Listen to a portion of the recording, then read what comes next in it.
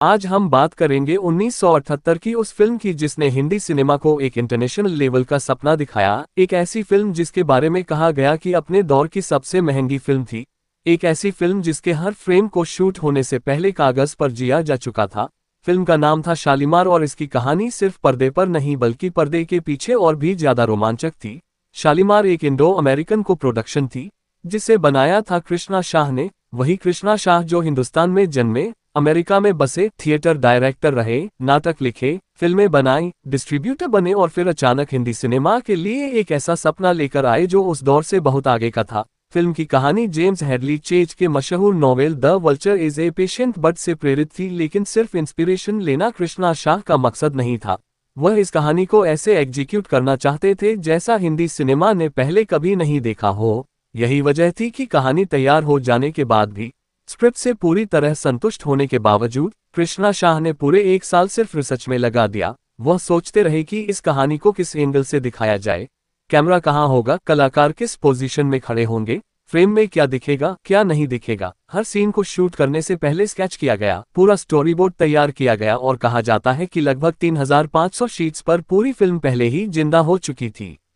कहानी आगे बढ़ने से पहले ये जानना जरूरी है कि कृष्णा शाह कोई नए या अनुभवहीन फिल्म मेकर नहीं थे। 1972 में उन्होंने राइवल्स नाम की फिल्म डायरेक्ट की थी जिसकी इंटरनेशनल फिल्म फेस्टिवल्स में काफी तारीफ हुई थी। इसके बाद उनकी दूसरी फिल्म द रिवर नाइजर बेहद कामयाब रही। इन फिल्मों ने कृष्णा शाह को इंटरनेशनल पहचान दी और यही पहचान उन्हें शालीमार जैसा बड़ा सपना देखने की हिम्मत देती है। टाइम्स ऑफ इंडिया में उनका एक इंटरव्यू छपा जिसमें उन्हें भारत के छोटे शहर से निकलकर अमेरिका में बड़ा आदमी बनने वाला बताया गया। उनकी सक्सेस की चर्चा होने लगी। उनके आसपास कुछ रिश्तेदार, कुछ चुने हुए निर्माता निर्देशक रहने लगे और इन्हीं में से सुरेश शाह शालीमार के निर्माता बने। रणवीर सिंह और भूपेंद्र शाह एग्जीक्यूटिव प्रोड्यूसर बने।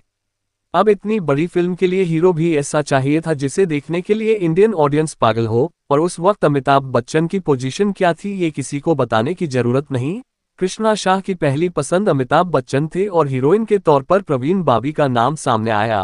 उन दिनों प्रवीण बाबी को लेकर अफवाहें थी कि वह फिल्में छोड़ रही हैं और अपने बॉयफ्रेंड कबीर बेदी के साथ विदेश में सेटल होने वाली हैं। कृष्णा शाह की अमिताभ से मुलाकात हुई, उन्होंने शालीमार का पूरा स्ट्रक्चर समझाया। अमिताभ इस फिल्म के लिए लगभग तैयार हो गए, लेकिन उन्होंने एक सलाह दी कि हीरोइन फाइनल करने से पहले जीनत अमान से एक बार बात जरूर कर ली जाए।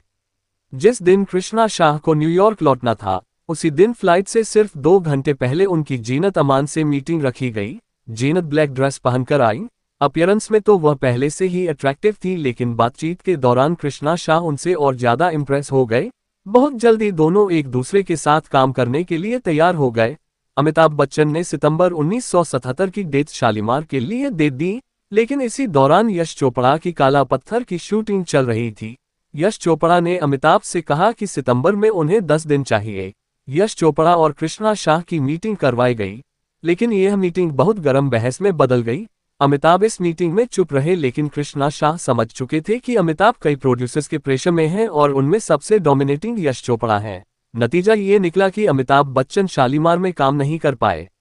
अब कृष्णा शाह को बड़ा झटका लगा, लेकिन उन्होंने हार नहीं मानी। कुछ समय के लिए उन्होंने विदेशी कलाकारों के बारे में सोचा, लेकिन तभी निर्माता सुरेश शाह ने कहा कि इंडियन ऑडियंस के लिए धर्मेंद्र सबसे बेहतर ऑप्शन हो सकते हैं। धर्मेंद्र से मुलाकात हुई और कृष्णा शाह उनकी सादगी, सच्चाई और बातचीत से बेहद खुश हुए। धर्मेंद्र ने साफ कह दिया कि फिल्म हिंदी और इंग्लिश दोनों में बनेगी और उनकी इंग्लिश थोड़ी कमजोर है। इस पर कृष्णा शाह ने कहा कि यह कोई समस्या नहीं है। इंग्लिश डायलॉग्स के लिए थिएटर पर्सनैलिटी और एक्ट्रेस पल पद्म सिंह को धर्मेंद्र की कोच नियुक्त किया गया। फिल्म में अमेरिकन एक्टर जॉन सैक्सन को तो लेना ही था और 50-60 के दशक की मशहूर इटालियन एक्ट्रेस और मॉडल जीना लोलोब्रिजिडा को भी एक अहम रोल देना तय हुआ। Executive producer Ranveer Singh Manila गए और उन्होंने जीना को साइन किया। इसके बाद कृष्णा शाह ने फिल्म का ग्रैंड मुहूर्त प्लान किया। दिलीप कुमार और सायरा बानो को बुलाया गया, लेकिन प्रोसीडिंग्स में देरी हुई और दोनों वहां से चले गए। प्रेस ने इस इवेंट को बड़ा फेलियर बताया। माहौल थोड़ा फीका था, लेकिन तभी जीना लोलोब्रिजिडा वहां पहुंची और उनके 15 मिनट बाद जीनत अमान आई। फोटोग्राफर्स का पूरा फोकस जीना से हटकर जीनत अमान पर चला गया। जीनत की खूबसूरती और अपीयरेंस ने सारा अटेंशन अपनी तरफ खींच लिया। मुहूर्त हुआ, इंडस्ट्रियलिस्ट पीजे पटेल ने कैमरा ऑन किया, क्लैप जीना लोलोब्रिजिडा ने दिया। फिल्म फेयर मैगजीन में जीना, धर्मेंद्र और जीनत अमान की तस्वीरें भी छपी। लेकिन इसके बाद हालात बदलने लगे। जीना ने कृष्णा शाह से पहले से 3 गुना ज्यादा पैसे मांगने शुरू कर दिए। साफ था कि उनका इंटरेस्ट फिल्म में नहीं रहा। कुछ लोगों का कहना था कि जीनत अमान की डोमिनेंस उन्हें पसंद नहीं आए। वहीं रशियन इंग्लिश एक्टर पीटर उस्तिनोव ने भी फिल्म करने से मना कर दिया। हालात ऐसे बन गए कि फिल्म बंद होने की कगार पर आ गई, लेकिन कृष्णा शाह और उनके निर्माता डटे रहे। आखिरकार फाइनल स्टार कास्ट तैयार हुई। Dharmendra, S Kumar, Zeenat Aman, Sheela, O P. Ralhan, Romeo, Shammi Kapoor, Premnath, doctor Shriram Lagoo. विदेशी कलाकारों में रेक्स हैरिस सर जॉन के रोल में, जॉन सैक्सन कोलंबस के रोल में और जीना की जगह सिल्विया माइल्स एज काउंटेस ली गईं। एक स्पेशल सॉन्ग के लिए पहले हेलन को सोचा गया, लेकिन डेट्स न मिलने पर अरुणा ईरानी को लिया गया। फिल्म की मेन लोकेशन सर जॉन का घर बेंगलो का महाराजा पैलेस था और सितंबर 1977 में वही शूटिंग शुरू हुई। सेट पर करीब 400 लोगों की यूनिट थी। हर सीन 2 बार शूट होता था, एक बार इंग्लिश में और एक बार हिंदी में। सेट पर आउटसाइडर्स अलाउड नहीं थे। कलाकारों को फोन कॉल्स तक की इजाजत नहीं थी। इसी दौरान धर्मेंद्र को जबरदस्त बैक पेन हो गया। हेमा मालिनी वहीं जनता हवालदार की शूटिंग कर रही थी। वह अपनी शूटिंग छोड़कर धर्मेंद्र की देखभाल के लिए आ गईं।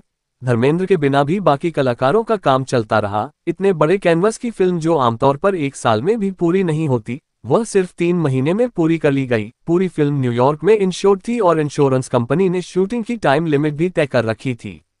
फिल्म की मेकिंग के दौरान एक और दिलचस्प डील हुई। दिल्ली के विकास पब्लिशिंग हाउस के मैनेजिंग डायरेक्टर नरेंद्र कुमार के साथ ये तय हुआ कि शालीमार पर 2 किताबें छपेंगी, एक मनोहर मुलगांवकर का नॉवेल और दूसरी द इनसाइड स्टोरी, जिसमें शालीमार की मेकिंग दिखाई जाएगी। इंग्लिश वर्जन में कोई गाना नहीं था, हिंदी वर्जन की जान उसका म्यूजिक था। विदेशी कलाकारों की डबिंग इंग्लिश वर्जन में उन्हीं से करवाई गई, जबकि हिंदी वर्जन में सर जॉन की आवाज कादर खान ने दी। फिल्म रिलीज होने से पहले ही म्यूजिक ने तहलका मचा दिया। 5 लाख से ज्यादा रिकॉर्ड्स रिलीज से पहले बिक चुके थे। फिल्म के शुरू में गोल्डन डिस्क दिखाई गई। आर.डी. बर्मन के अलावा इस तरह का थ्रिल कोई और पैदा नहीं कर सकता था। आशा भोसले का गाया मेरा प्यार शालीमार आज भी उतना ही एक्साइटिंग लगता है। उसका बैकग्राउंड म्यूजिक फिल्म को स्लो होने से बचाता है। फिल्म में 5 गाने थे और 5 अलग अलग गायकों ने गाए थे। हम बेवफा हरगिज ना थे किशोर कुमार ने गाया और यह 1978 की बिना का गीतमाला में 29वें और 1979 में 4थे नंबर पर था। मोहम्मद रफ़ी का नाग देवता उनकी जिंदगी का आखिरी फिल्मी गाना साबित हुआ। लता मंगेशकर का आईना वही रहता है जीनत और धर्मेंद्र की पिछली कहानी को बखूबी दिखाता है और 1979 में 21वें नंबर पर रहा। उषा उत्थुप का 1-2 चाचा पार्टियों और क्लब्स की जान बन गया और 16वें नंबर पर रहा। इतनी मेहनत, इतने बड़े स्केल और इतने दमदार म्यूजिक के बावजूद शालीमार बॉक्स ऑफिस पर फ्लॉप हो गई।